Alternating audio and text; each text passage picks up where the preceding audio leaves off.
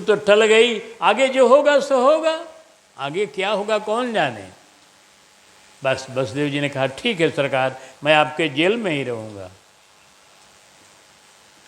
कंस ने वसुदेव देवकी को लेकर जेल में बंद कर दिया।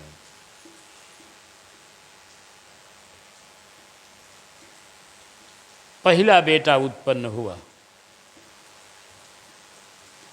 बड़ा सुंदर लड़का था। उसको मैया ने देखा, लेकिन अब क्या करे, कंस के वचन है, करार है, अगर नहीं देंगे तो देवकी को ही मार देगा, अजय मार देगा वो। अंत में अपने वचन के चलते उस बच्चे को लेकर कंस को ले जाकर दिए। कंस ने देखा भोले भाले बच्चे को, वसुदेव जी पर बड़ा प्रसन्न हुआ।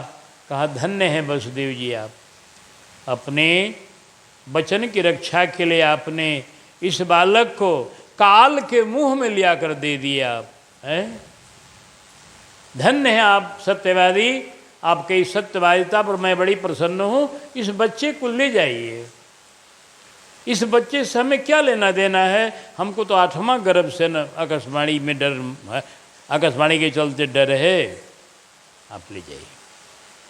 वसुदेव जी फिर लेकर चले आए बच्चे को।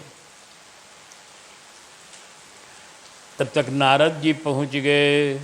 श्री हरि नारायण नारायण नारायण, श्री हरि नारायण।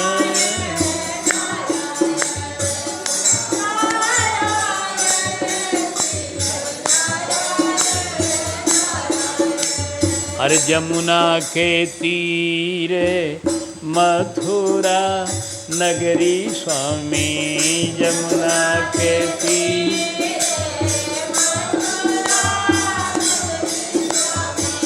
कृष्ण चंद्र अवतारायण, हरिये कृष्ण चंद्र अवतार, लक्ष्मी नारायण नारायण नारायण, लक्ष्मी नारायण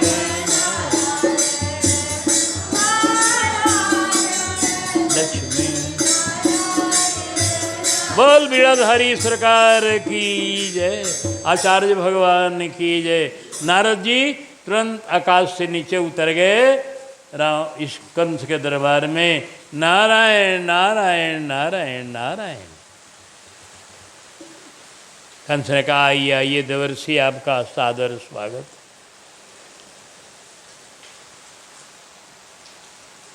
कहो क्या समाचार है, कौन चिंता में पड़े हुए हो। कहा देवर्षि चिंता में तो जरूरी इस समय हम हैं। कहा कुछ हम जाने। कहा जरूर जानिएगा, बताओ।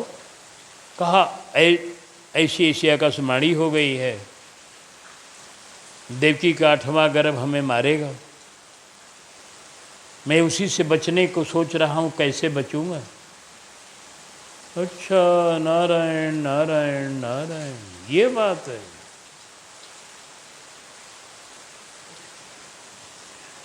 मैंने देवकी को मारना चाहा, वसुदेव जी ने करार किया कि नहीं, आप नारी का वध न करें और आप बहन का वध न करें, एक दुल्हन का वध न करें। इस वध को करके महान पाप और महान कलंक न लें। मैं आपको सब बेटा दे दूंगा। तो वसुदेव जी ने पहला बेटा हमारे पास लाए, लेकिन मैंने उसको लौटा दिया। हमारे श्री नारद जी ने कहा कंस कहाँ लरिकाई किन्ने, तुम ये ना समझी कर रहे हो। एक बात तुम जानो, देवताओं का गणित नहीं समझोगे। गणित कई किस्म का होता है। हाँ, उल्टा पलटा कई तरह गणित होता है। तो देवताओं के गिनती को समझोगे नहीं। आजकल नहीं देखते हो, घड़ी पर खाली वो निशाना बने रहता है। 11-12 नहीं लिखा जाता। आजकल नई नई घड़ियाँ जो बनती हैं, अब कहाँ कौन है अंक, अपने से सोचो। तो उस तरह से ही ये गणित जो है बड़ा विचित्र है, देवताओं का नहीं समझोगे। कहा नारद जी समझाइए। समझाऊं? कहाँ समझाइए, इधर आओ, नज़दीक बुलाए।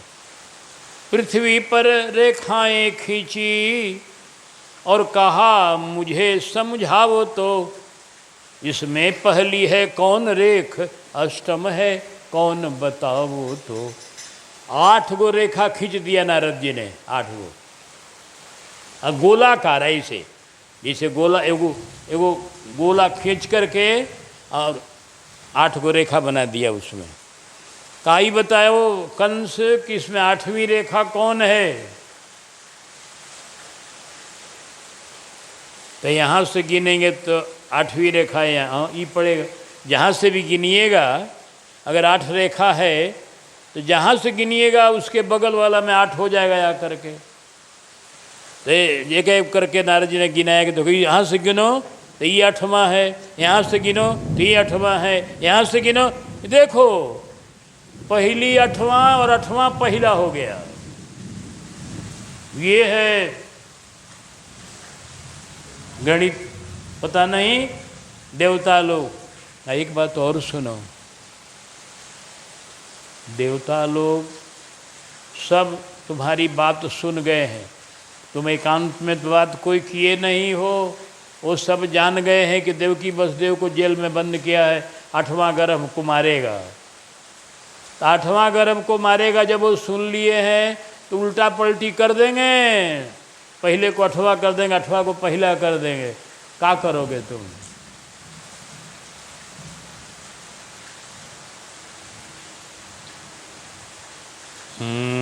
ठीक बात आप कहते हैं नारद जी।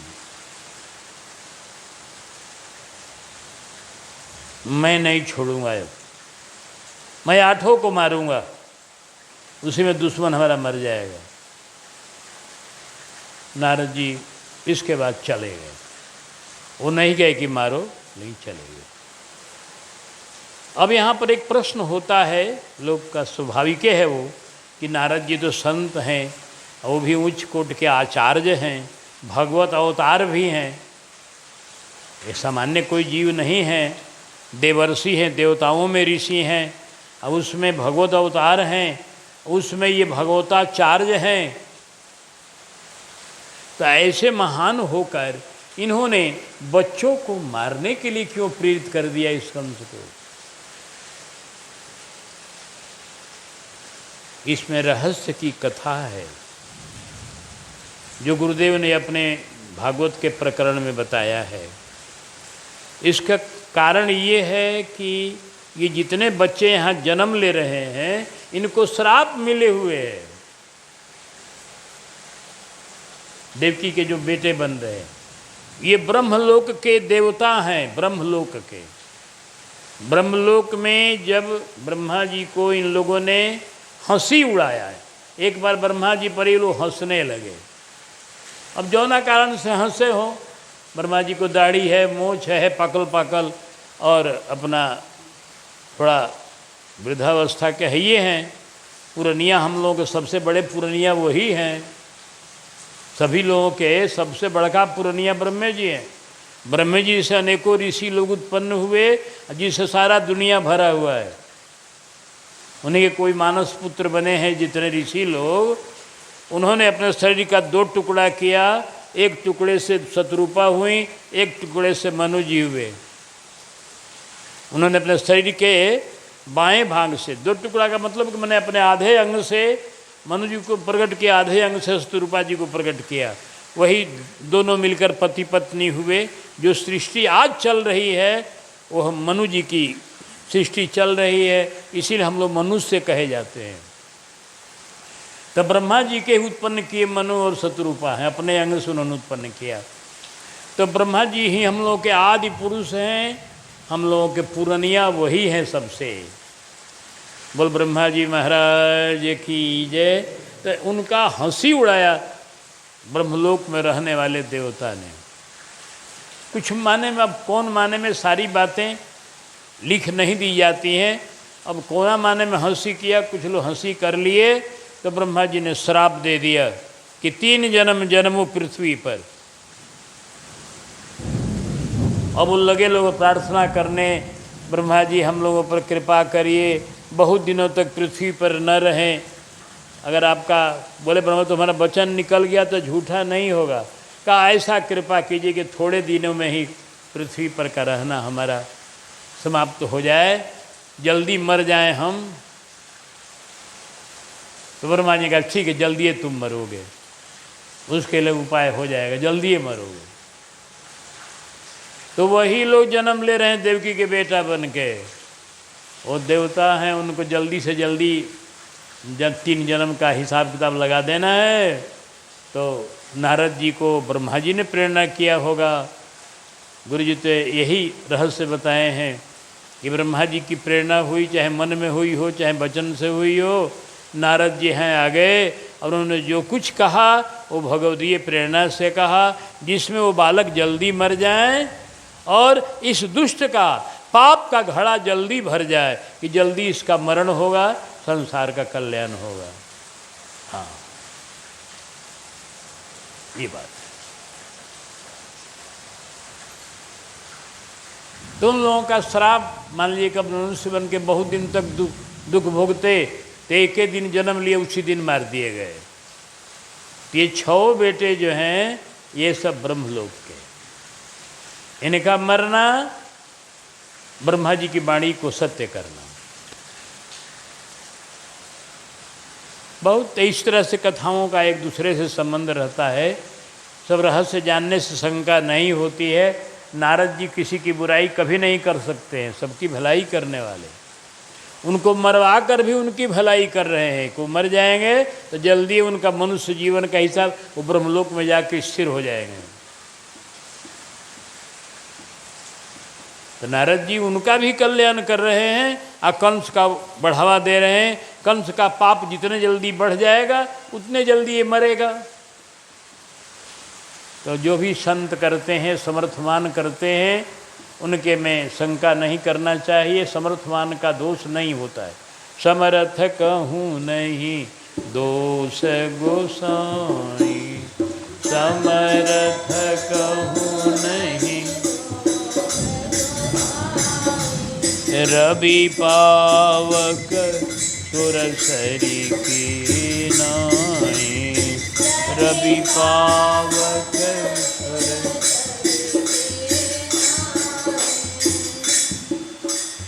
इसलिए नारद जी ने जो किया उचित किया।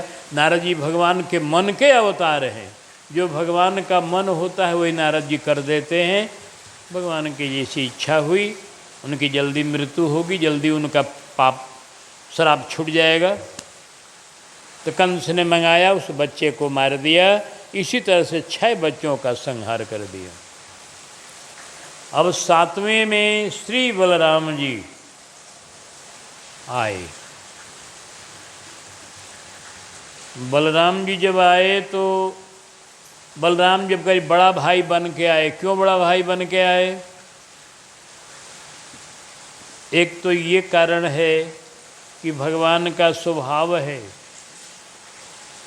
कि जे यथा मांग प्रपदन्ते तां तथैव भजाम्यहम्।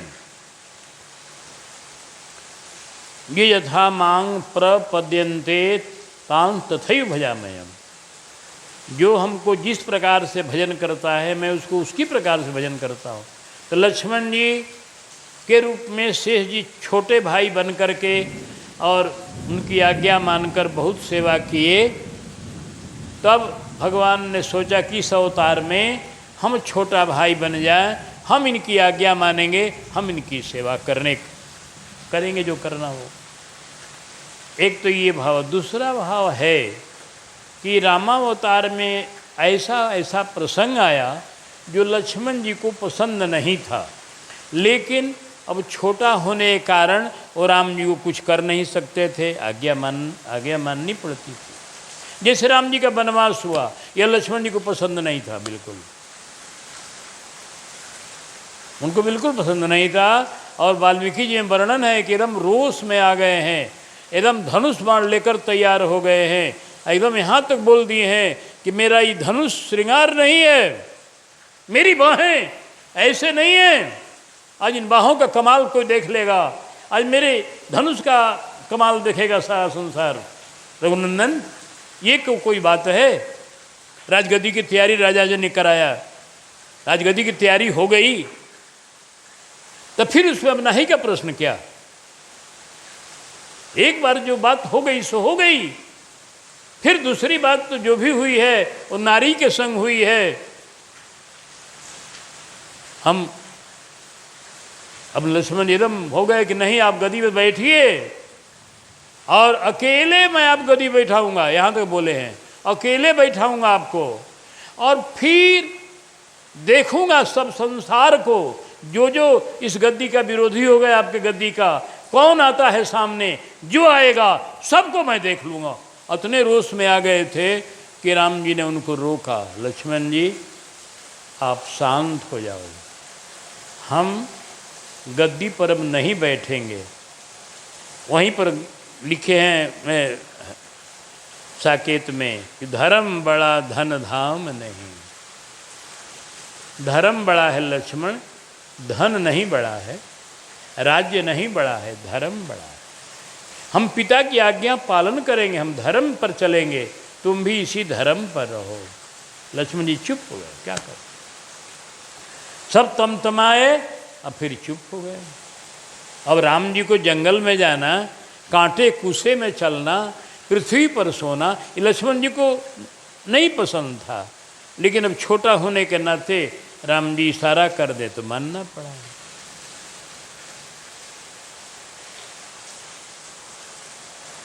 इसी तरह से समुद्र से प्रार्थना करने की बात आई तो लक्ष्मण जी को पसंद नहीं था कि राम जी इनके प्रार्थना करें, अम्मा नावें भूखे बैठकर, तो ये एकदम बिल्कुल बोले कि न सरकार हम कोई पसंद नहीं है।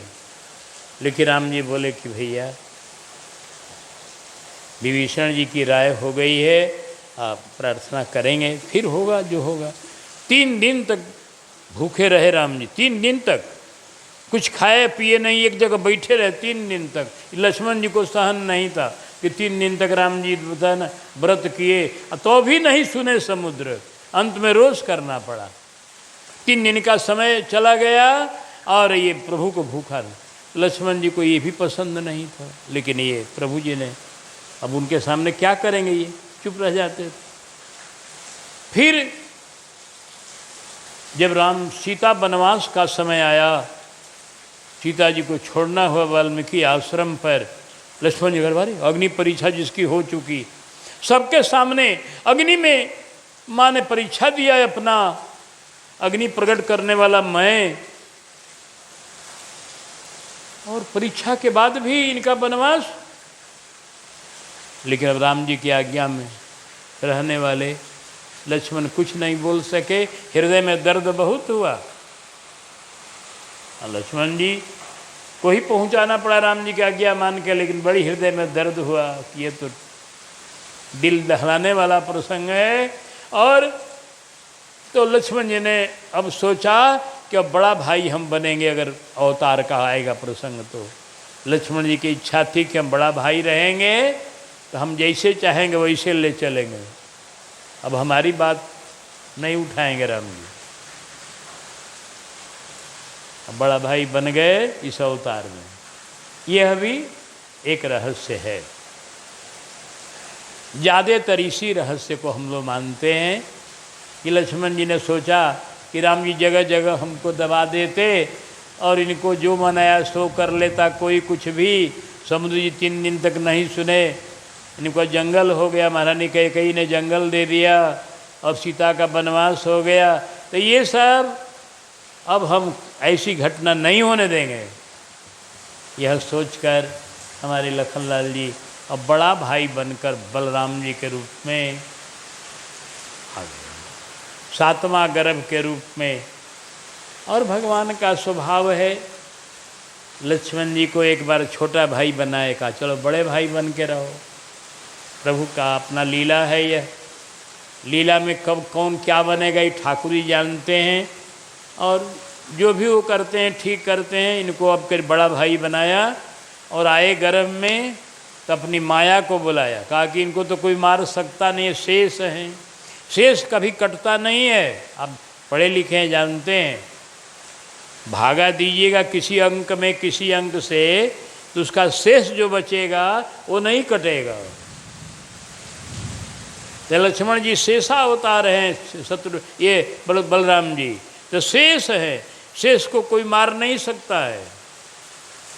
तो कोई इनको मार नहीं सकता है, या वहीं कंस का खबर ले लेंगे मारने चलेगा तो इसलिए अभी कंस को मारना नहीं है। अभी इसके मारने के लिए हम आएंगे अस्थिर से, पहले ब्रज में लीला करेंगे, बाल लीला, अब बड़ा होकर के आएंगे तब मामा का खबर लेंगे। इसलिए भगवान ने अपनी जोग माया को बुलाया। अकारी जोग माया ये काम करो, इस देवकी के 7वें गर्भ को लेकर ले जाकर रोहिणी मैया के गर्भ में डाल दो। यह ऑपरेशन नहीं हुआ, कोई उपाय वो कृत्रिम नहीं हुआ, यह भगवान की अपनी दिव्य शक्ति है कि उनको लेकर वहाँ से उठाकर और उनके पेट में कर दिया गया। इसे कोई जाना नहीं, कोई नहीं जाना। और बलराम जी अब रोहिणी के पहला पुत्र हो गए और वहाँ उनका जन्म हुआ, नंद जी के यहाँ जन्म हुआ।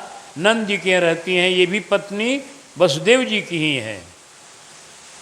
तो नंद जी के यहाँ रहती हैं। नंद जी महाराज ने उत्सव मनाया।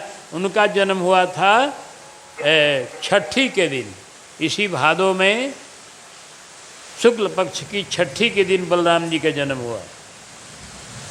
हाँ, तो बलराम जी का जन्म हुआ, वहाँ उत्सव हुआ। लेकिन यहाँ पर हल्ला हो गया कि 7वां गर्भ नष्ट हो गया। बड़ी शिकायत हुई कंस की। लोगों ने कहा ये तो बड़ा दुष्ट है, अब की बार ऐसा कोई उपाय लगा दिया कि देवकी का 7वां गर्भ खत्म हो गया, गर्भ में ही बच्चे को मार दिया। ये हल्ला हो गया। इस तरह से बलराम जी का अवतार हो गया। अब 8वें गर्भ के रूप में प्रभु आए।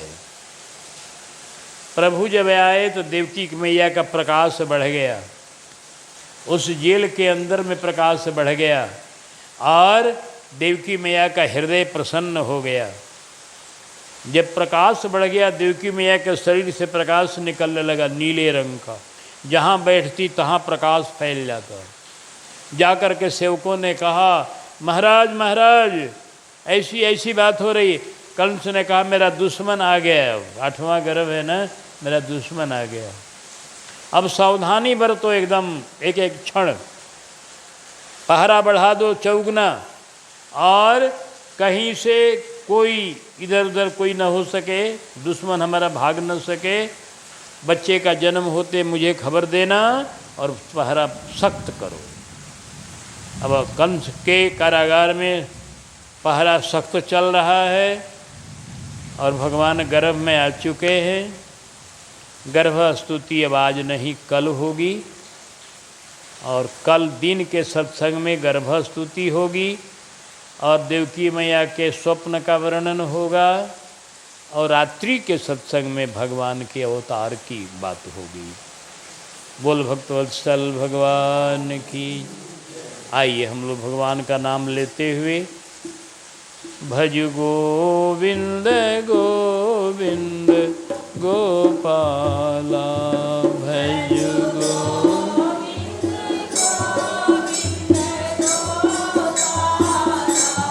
भज गोविंद गोविंद गोपाला।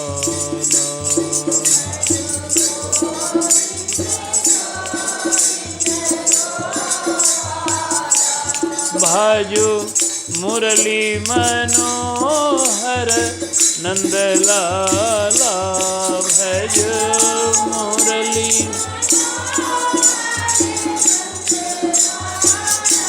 भजो गोविंद गोविंद गोपाला,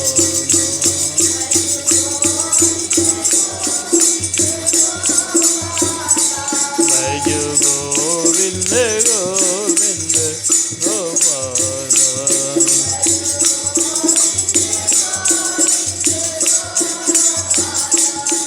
भज गोविंद गोपाल।